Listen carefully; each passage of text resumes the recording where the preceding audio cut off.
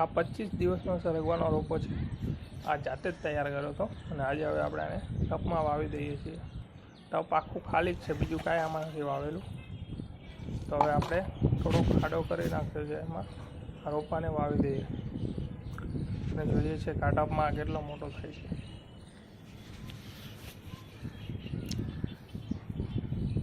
તો હવે કાલથી આપણે આને એક દિવસ ગણશું કે આમાં વાવ્યા પછી કેટલો ફેર પડે છે.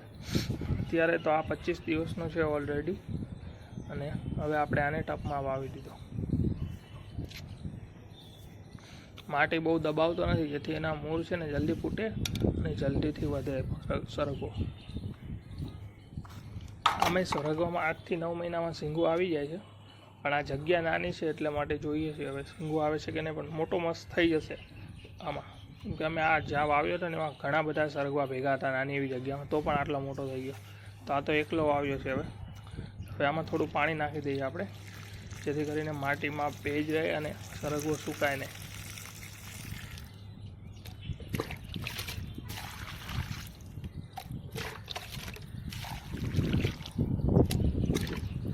તો આપણે સરગવો વાવી દીધો.